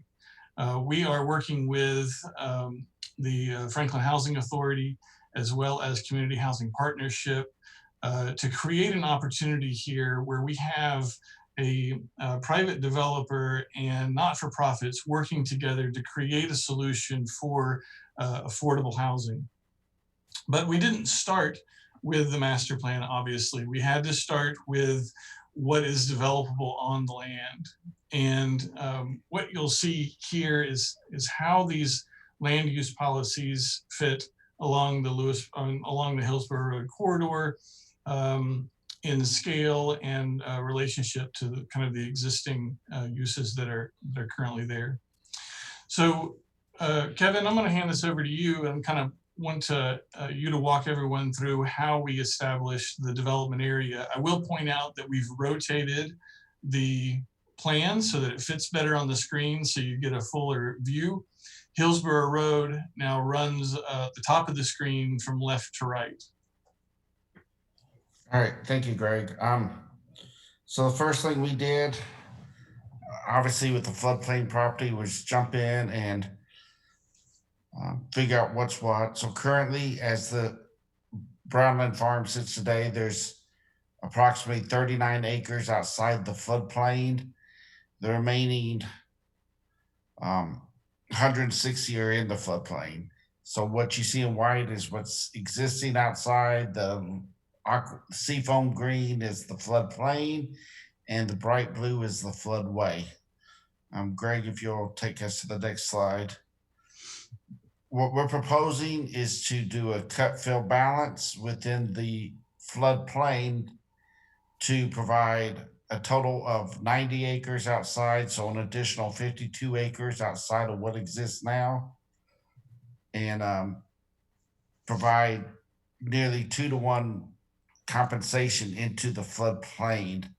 And we're also proposing to get rid of the what is called the East Split Harpeth of the floodway. It's an area that Barge Design Solutions did a flood study on. It's an area that When it floods, that area backs up and it overflows into the other side. So what we did, if you go to the next slide, Greg, we the very first thing we did, would you go to the one right after this one, Greg, the ineffective? We got with Adrian Ward over at Barge Design Solutions. He got the model from FEMA, and he pulled out the ineffective flow area line out of the model. The ineffective flow area is just simply during a 100-year flood, the area where the water has no velocity, where the water stands. And that is, you see, if you see that green line, it's the white inside that green line. So during a 100-year flood, according to FEMA, FEMA establishes this line. This is where the water has no velocity. So the very first thing we did was identify where we could develop and not take away any of the velocity of the 100-year flow or disturb the floodway. So if you go back, Greg, one slide, the way we're accomplishing getting rid of the east split of the Harpeth, that little floodway that cut between the church, behind the church and the Brownland Farm, is we're providing about 320,000 yards of fill. That's how much fill we need to put to create the 90 acres. We're providing over 700,000 yards of cut. So all that additional cut is providing in the 100-year flow a lot more velocity, not velocity, I'm sorry, a lot more ability for the water to flow. It provides what we call a overflow channel. And in the light blue, you're seeing the additional area where the 100-year water can flow and have velocity. And that lowers the floodplain from the Harpeth, from the bridge at Hillsborough all the way around, somewhere between 6 inches and a foot until you get around the around the bend. So what this last slide is, and I'll stop talking, is these are the cross sections that Barge Design Solutions cut along the Harpeth River. And everywhere you see green is a decrease in the floodplain. And this extends up into Monticello, where it finally ties back to zero. But at the Hillsborough Road, we're dropping the water level 6 inches. So once again, Hillsborough Road, the water kind of came up to it, but didn't cross. This provides additional assurance of keeping that road from flooding. And so I'd be glad to answer any questions, but this study is going to be submitted to the engineering department in the next couple of weeks for them to review. And we'll take that study from there. But the study has been completed by Barge Design Solutions, and Greg, I'm going to give it back to you. Yeah, and our improvements don't just affect the property on Brownland, it also affects the neighboring properties. This is the existing floodplain as it is today. And this is the reduction in 100-year floodplain for those properties that are to the south of us. So really improving over 20 homes that are within this area right now that currently have floodplain on their property. So the master plan, I know that with Envision Franklin, you're not considering the master plan, but the concept of the master plan does delineate where and why we are proposing multifamily, as well as the mixed policy. Again, we are interested in a vibrant neighborhood that provides a wide range of purchase options and true economic mixed use within the neighborhood. In addition to that, we have over 60% of the property set aside in open space, and we are planning to provide a great deal of park amenities for the neighborhood. So it's really a neighborhood within a park, completely surrounded by a park, and includes the integration of Christ Community Church into the neighborhood. Right now, the church's parking lot is predominantly along Hillsborough Road, adjacent to the Harpeth River. We're proposing to relocate that parking to the back of the church along the rear. The 17.5-acre property that's across the street, Miles River Partners, again, has that property under contract. There have been a lot of proposals throughout the years for the development of that land, and Miles River Partners is proposing to purchase it and then leave it in open space, creating a passive park there. There are 3 access points onto Hillsborough Road for this development. We have the main access aligned with Monticello Road. Again, this is the entrance and exit access to the parking lot that the church currently uses. Gillian Fischbach is our traffic engineer and is currently studying this as a future signalized intersection. We hope to have that information back in the next few days. There are 2 other access points, one at the church's parking lot to the north and a secondary access point here just to the south. In discussions with engineering, they have asked us to provide a street for a future access that may one day fly over the Harpeth River in this location, providing interconnectivity at a neighborhood level. So there's a portion of the property at the front along Hillsborough Road that we are requesting for neighborhood mixed use. This building right on the corner would have retail restaurant on the ground floor and office on the second floor above. The other buildings, we would like to have the potential for live work opportunities. We know that there are a lot of people now, especially with the stay-at-home orders, who are preferring or would like to prefer to just work out of their home office. And we want to give those residents of Franklin the opportunity to do that here as well. This is a perspective rendering of this intersection. Now, again, going to the left toward Harpeth River, it's just the 2 buildings here. You see the church over on the right side and the new signalized intersection of Monticello. Located behind that are the 16 acres that we are requesting for multifamily. This would include for sale condominium buildings as well as a senior resident housing here. The senior housing use that's proposed, we're talking with Franklin Housing Authority and Derwin Jackson about repeating or building something equally similar to the Reddick House, where he has affordable housing for seniors. And he's very excited about the opportunity to consider that as a part of this neighborhood as well. This is an illustration of the condominiums proposed. These are elevations of Regent homes that are currently being built at Berry Farms. And again, we see that same kind of lively, vibrant character that you have at Berry Farms here in Brownland as well. The rest of the neighborhood then is conservation subdivision development and includes townhomes, single family homes, and big houses. We have street access single family homes around the outside edges, alley loaded single family homes on the inside. We are following the new percentages that were recently reviewed at the Joint Conceptual Workshop for alley loaded lots within conservation subdivision policy. This is a perspective rendering from the swimming pool area. And again, it's very important throughout the neighborhood that there are open space and pocket parks. Though we're providing affordable housing, we're not cutting any corners as it relates to quality of development. And the affordable housing needs to meet the same quality of architecture and standards as the other housing. So again, here's a pocket park, single family homes beyond.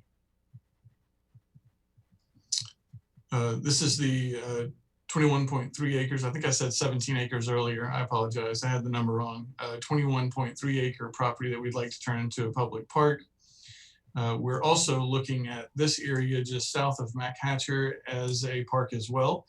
We'd like to create a fishing lake with a fishing pier, have hiking and walking trails around the lake, and also giving an educational piece toward the environment and ecology of the Harpeth River. This is a perspective rendering of how we would see that viewed from just over MacHatcher. So with that, Kevin and I are here. We'd like to answer your questions. We really want to have your comments and gather your input, get some feedback from you as well. And again, we're very excited about the opportunity to bring high quality development neighborhood to Franklin. All right, thank you. We'll do like we did before. I'll start with Marcia. And if you just want to give your comments, we'll go down to the list. So Kevin, you're saying that the study showed that your work would not only mitigate as far as the floodplain, it would actually improve the floodplain for not only this piece of property, but for others. Is that what you said, Kevin? That's correct. And the very reason why is your ordinance requires for every foot of floodplain you fill, you got to provide 1.5 times, and we're providing 2 times. So we're providing an additional 300,000+ yards of storage for the floodwaters to sit, which is allowing the floodplains to drop in this area. Okay. That's my only comment right now, Mike. Okay, thank you. Mr. Franks? What's the total acreage after you've reallocated or realigned those dirt out there? So how many acres will you end up developing? And how many units? How many units? 90 acres that will be out of the floodplain, and there's a total of 227 acres with all the properties combined. So there'd be 137 acres that would remain in conservation and 90 outside of it. Okay. And what's your density count then on that 90 acres? Roughly 3.5. If I'm taking a shot, we haven't nailed it down to the nth degree, Mr. Franks, but roughly 3.5. 3.5 on the total project on the 227. On the 90 acres, it'd probably be as high as 8. 8.5. Yeah. But on the total acres, less than 4 units per acre. Yes. Okay, thank you very much.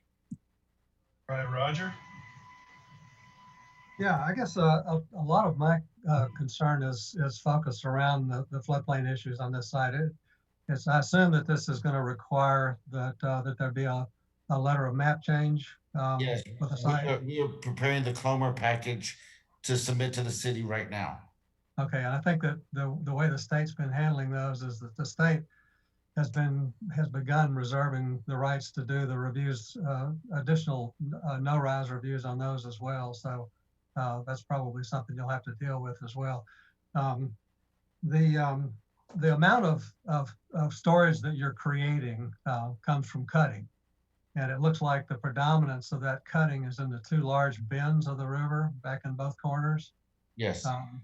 And so what's your plan for trying to protect some amount of riparian buffer in those areas? It sounds like I envision a lot of large earth moving equipment scraping those floodplains down to a nub, if you will, in an attempt to try to balance an amount of, doubling the amount of buildable land outside the floodplain. It's not actually that extreme. So because of the large areas we have, we'll be taking the average elevation from 618 down to around 610.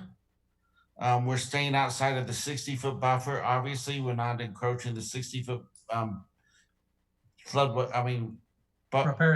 Riparian buffer, yes. Thank you. I apologize. Our studies show that there is good dirt all the way down to 600. So we're leaving 10 feet or so of that on top of it. We're not digging down to, I know what you're saying, because I'd lie if I haven't said I haven't done it before many times over my career. So I know what you're saying, but it's not that bad here. So we are very fortunate that most of the area we are filling lies between 8 inches and 34 inches in the floodplain. It's fairly shallow filling now. And you're going to build most of that area up to, let's say, a foot above base flood, or 3 feet. That's why we're moving so much. We're bringing about 3 feet above. 3 feet above base flood. Okay. Yes. This is the first time I've seen, in essence, just a floodway just filled as a means of creating kind of a continuous area to create a development. I point that out because it sounds like kind of an extreme step. The land across the street has always been just worthless land. It's the it's the floodway, probably the first overtopping of floodway coming out of the river upstream of the Hillsborough Bridge. And then until I really started looking at this project, I wasn't aware that there was a second floodway cut across behind the church.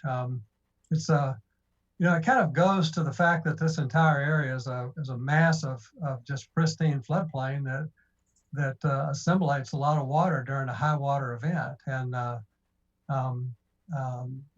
just a view from the surface is that this is a big ask. It's an enormous ask. It's a huge development in an area that really is kind of a pristine natural area that's going to require a lot of modification, cutting the ground surface down, as you said, by 8 feet while leaving a band around the outside of 60 feet of buffer. That's kind of a bizarre leave behind, I guess, for me. I'm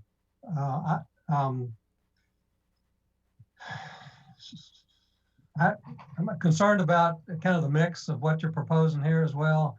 Once you get across the river coming north on Hillsborough Road, we leave those nice little commercial nodes behind, and we're then into a large zone of residential with the church, yes, and the school, and then we've got commercial nodes at Fieldstone with the Publix. But this is not West Haven, and it's not Berry Farms, and that big mass of multi-story, 3-story buildings up on Hillsborough Road just seems to me not to really fit with the context of what's happening on Hillsborough Road going north. So I'll leave other people an opportunity to speak to that. But those are my concerns: the mix of that, how it fits in this area, the traffic associated with the volume, but most of all, what happens to the floodplain and the floodway, because ultimately in a floodwater situation, that water is going to go where it wants to go. So thank you. All right. Thank you, Roger. Alma? Sorry, I missed a lot. My thing knocked out for a while, so I didn't hear it just got back in, but some of these things may have already been addressed. So how many units would it be? How many homes are we talking about total? And these questions may have already been answered, but I wasn't in the meeting for a while. That's fine. Sure, we're still kind of working on those numbers right now, Alma. We're looking upwards of about 750 total, with only 125 of those being for rent, and those would be in the mixed neighborhood near Hillsborough Road, with the commercial and the live work on the ground floor. The others are for sale. And you talked about the affordability factor. What price points are we talking about? Is it truly affordable workforce, or what's the price? Not workforce, but we're working with the Housing Authority and with Community Housing Partnership to create a mechanism that would create true affordable homes available to those that qualify. 80% of the median income. They would be deed restricted, so that an individual would have to sell to another qualifying individual in perpetuity, and would look to housing partnership, Community Housing Partnership, to help run that program. So all of that would be managed by community housing. So or the Housing Authority. The Housing Authority is very interested in the senior resident component, which is directly adjacent to the church, just back here to the back. And where would these where would students go to school? This is Franklin Special School District, and we have talked to not only Franklin Special School District, but also Williamson County Schools. The schools are approximately 80% capacity today. And we're seeing some of the numbers in the Franklin Special School District actually going down, the student population going down, and believe there's ample capacity for this development. Would they go to Franklin High School, the kids? They would go to Franklin High School. Williamson County is expecting in the next 4 to 5 years to have West Haven High School open. So you would see the school districts redistricted or shuffled around. Okay. So we're saying truly affordable package. I mean, affordable, not workforce, but less than that. We want to make a dent. We want this to be meaningful to the city of Franklin, and that's one aspect that's been very well received by in our neighborhood meetings. Yes. Okay, thank you. That's all. All right, Michael. Will the for sale units be deed restricted? Is that you're going to hold the cost down by doing that? The ones that are allocated as affordable housing, and we're still working on a quantity right now, we're starting with at least 10%, trying to go up from there, working with those two groups, but they would have restrictions on them for the resale. So just a percentage of the development. You're not talking about all of it. It wouldn't be 100%, no. And what is for the business units up on Hillsborough, what's the building height for those? These are three-story buildings. They would have retail and restaurant on the ground floor, 2 stories above. That's all. And this is keeping in line with the height of actually the church sits up a little bit taller than this building here. So as Roger mentioned, we are looking at kind of the total streetscape of Hillsborough Road. All right, thank you, Michael. Ms. Peterson? Yet the main thing that I would like to talk about is the floodplain and the changes there. I'm assuming that there's nothing in Williamson County that's ever been treated this way. And I would like to hear about some projects anywhere that have had this type of change on the, I mean, I'm just going to call it cut and fill, but to see how it has come through and how it has been effective, because I see this, as Roger has said, as a very big difference. And I would like to see some places and learn about some places where it's been successful.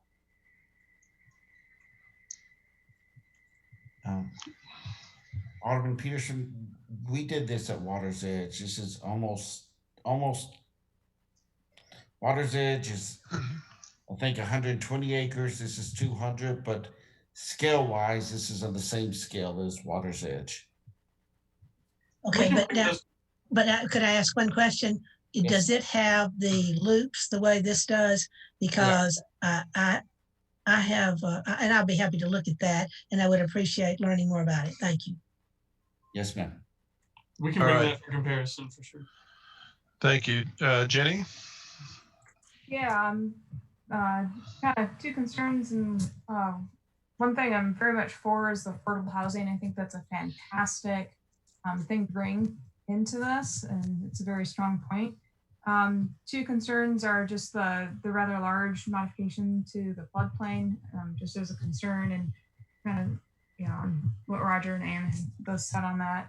And then also just another concern is just the density in this particular area would also be a concern. And also, you know, from reading also previously the citizens' emails that were submitted previously to the Planning Commission, even though it was deferred. Okay, thank you. Ms. Berger? Yeah, quite a few questions have been asked that I had down here. Some of them have been answered. I probably got a few more later, but I'll reserve those for later. But very interesting looking development, great layout. I have a few concerns, but I'll reserve those for a little later when you have some. I need some additional information on a couple of them. I'll probably get with Greg on that, and then you know. Where does this go from here? That was my question from this discussion tonight. Where does it go? Sure. This is an Envision Franklin plan amendment request. And I know it's unusual for Envision Franklin plan amendments to come to joint conceptual workshop, but because of the complexity of the neighborhood, we wanted the opportunity to get some feedback before the planning commission meeting. Thank you. All right, thank you. Ms. Martin. My greatest concern is the appearance of these tall commercial buildings right here on Hillsborough Road. As I told you today, it looks like Nashville sitting on Hillsborough Road. It just looks like a city out there. And I just don't think that's what we really want for Hillsborough Road for our gateway into the city and to be that commercial. Okay. So just for clarification there, is it the 3-story buildings? If we took these to 2-story buildings or had a 3-story corner, but 2 stories to the back, does that make you feel more comfortable? Or is it the fact that we're proposing a restaurant on the ground floor with some retail uses? I think the 3 stories to 2 stories would certainly help. Okay.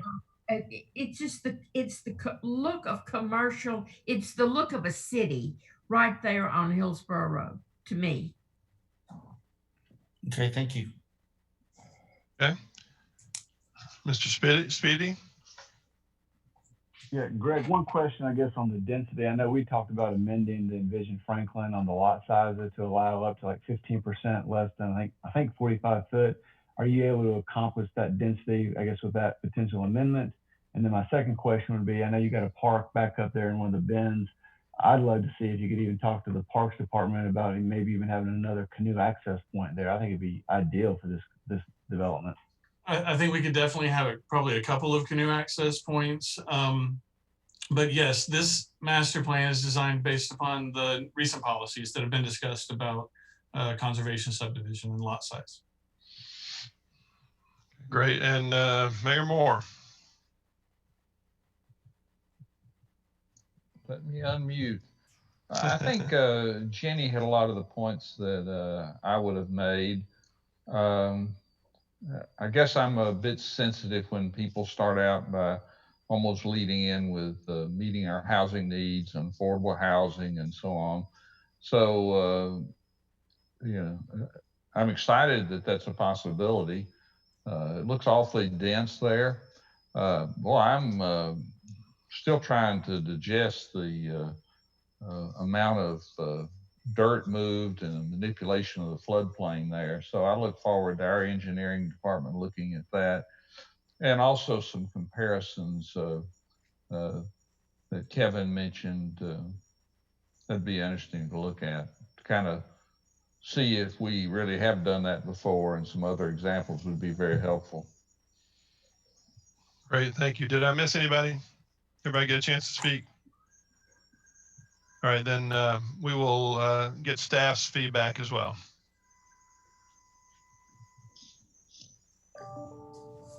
Thank you very much. Staff has had a lot of internal conversations about this project and how it's changed and how the applicant has tried to calm some of our concerns about the project and dial back a little bit of the density and the intensity on the project. Staff does believe that a small amount of contextual non-residential use could be appropriate in this area because of the close proximity to other commercial development this far south, you know, on Hillsborough Road as it gradually transitions towards the county up in the north. We do believe that there are some good buffers as we continue transitioning north. So we don't believe that there's going to be any sort of commercial creep as we gradually continue that direction. So staff is not too concerned about the small amount of commercial potentially at this site. There was major concerns about the intensity of the project and all of the access being on Hillsborough Road. So as Greg mentioned, we are still waiting on that traffic and signal analysis for the proposed entrance across from Monticello to potentially alleviate some of those concerns. And we'll see how that, I'm sorry, my dog is making noise, how that potentially may lean us one way or another, or if there's still potential concerns about any signal at that location. I will note that any potential traffic signal at that location would not meet City of Franklin standards for the distance required from an existing traffic signal. And so that is another complexity thrown into this project. Also, I will note that the many comments that we have received on this project, some of them have been negative, some of them have been positive, some of them have been neutral in nature until we receive further information about the traffic and signal analysis. So that is kind of the point that staff is waiting on as well until we can make a strong recommendation one way or another, is waiting for that information to be given to us. All right, thank you. Greg, anything else you want to add before we close? No, I don't think so. Kevin, do you have anything else? No, I appreciate your time tonight. And Thanks, time. We appreciate your input. You bet. All right, then we are just ready to close. Commissioners, I'll see you back at 7 o'clock.